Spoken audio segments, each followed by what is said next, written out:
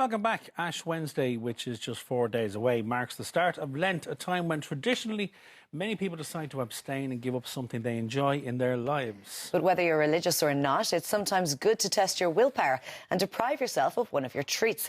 And here to help you with your challenge is psychotherapist Sinead Gordon. Good morning, Sinead. Morning, Sinead. So, willpower. It's got a bad reputation and it's very difficult to give up something that we like. But why is it important to exercise willpower from time to time? Well, willpower, it's good if you think about willpower like a fuel tank.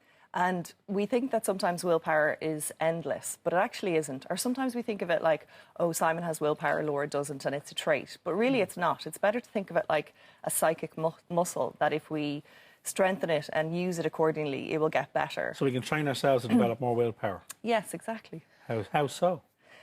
Well, I was going to say, why is it good? You also said, why is it good to have it? Yeah. Well, I suppose it's just good to be mindful that we do have control over it. But if we go in all gung-ho and try to change everything all at once, then it's going to run out. So it's just great to know, actually, it's like a fuel tank, and I can't just, use it endlessly. I need to be mindful of the fact that, it will run out if I go all motivation. Religious reasons aside, obviously, in the run-up to Lent, and people are giving up something or abstaining from something because of their faith. Yeah. But why should we give up something or abstain from something from time to time that we enjoy anyway? You're at the end of a long day. What's the problem with a glass of wine or that extra bar of chocolate or slice of cake, or not going for your walk instead of exercising? I know. Again, I suppose it's just about being psychologically mindful. Like, what do you reach for? And I think a lot of the times we reach for things without realising what emotions are underneath them. So it mightn't even come down to willpower. It just might be actually avoidance. And so a lot of the time we'll drink or we'll eat crisps or whatever it is to avoid what we're feeling and to escape what we want to get away from. So to practice willpower helps you stay with maybe what it is that's going on for you that you don't try to avoid. It's habitual. I mean, a lot of stuff is habit-based.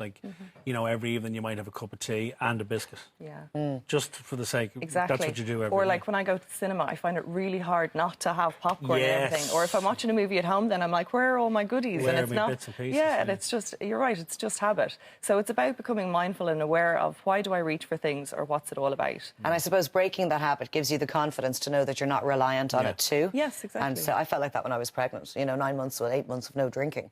I just thought, well, this is great because, I don't have to prove anything to myself because I've had 8 great months of driving everyone around and being a taxi. It's fine. And I know that we're mentioning that it's not just about Lent that people give up things, but actually with Lent, sometimes it's a really good motivation, because I know for me, with my faith, if I was to give up something for Lent, I'd actually feel more motivated to do that for the purpose outside of myself. And I think that's sometimes a motivation, and there's no greater motivation sometimes than a bride getting married.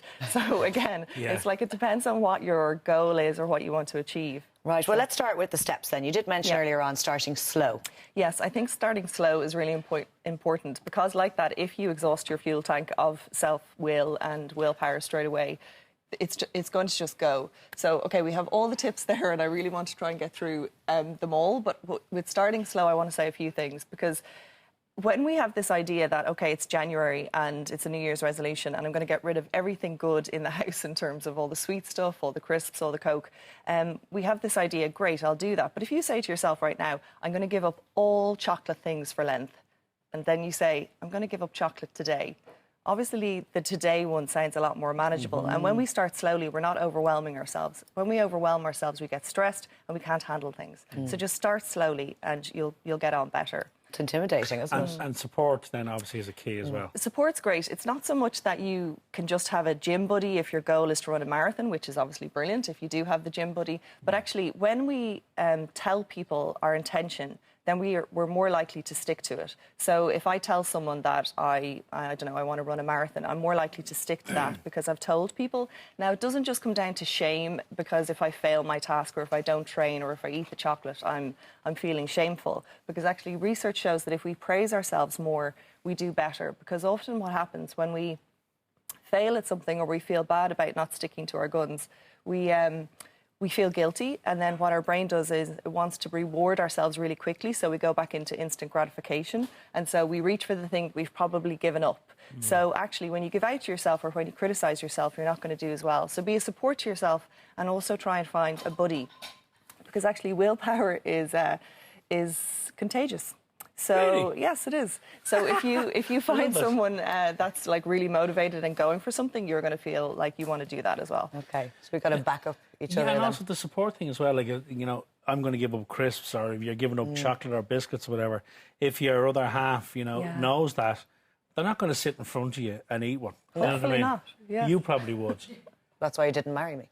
Correct, you see. There, that and many other reasons. That's true. Here's a funny one. Start swapping. This, to me, jars a little bit. Are you suggesting that we swap one habit for another habit? Yes, I am actually. Okay. And okay, it does kind of come from, it actually does come from a kind of an AA philosophy of like if people feel that they have habits that they can't break, or if they have an addictive personality, then sometimes it's quite necessary to try and swap it.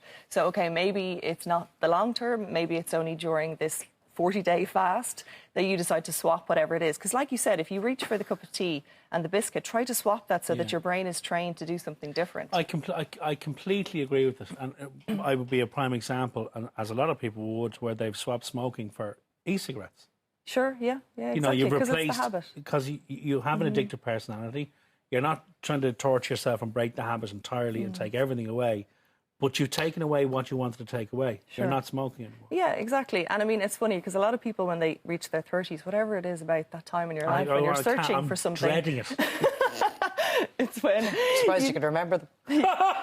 You take up triathlons and you do all this stuff Yes, because you've come to a point in your life when you're trying to swap maybe When you bad habits realise with good that habits. But time again, is I'll bring it running back out. to emotions. Sometimes even changing a bad habit to a good habit we think is good is still running away from our emotions. So if you can get to the next point and stay silent in yourself and actually see what you're running away from in yourself and create a space to just be silent, to listen to yourself. And again, back to religious reasons, that's what Lent often is. It's a time for self-reflection and for like looking inward on yourself. So swap that as well. A little bit of mindfulness, you mean? A little bit of calm. And the last one, Sinead, because we're getting killed over time, start saving. Oh, start saving. So that's just a really easy one. Just get a lengthened jar, just get a give up jar, and every time you feel like having the bar of chocolate, or just swap it for what would I be actually saving and stick it in. We were saying that to you earlier, you should get a swear jar at home. I know. Because you're going to give up. I don't Seriously, actually swear that much, but I'm just mindful now that my children are a bit older. Yes. Laura, if you got a swear jar, you could probably buy a boat by the end of the day. Thanks. Sinead, thank you very much. No problem. Good luck. What are you giving up? Thank you. Crisps. Okay, good luck. Good luck. Thanks very much. You Some told great me now, tips so there. you'll stick to it.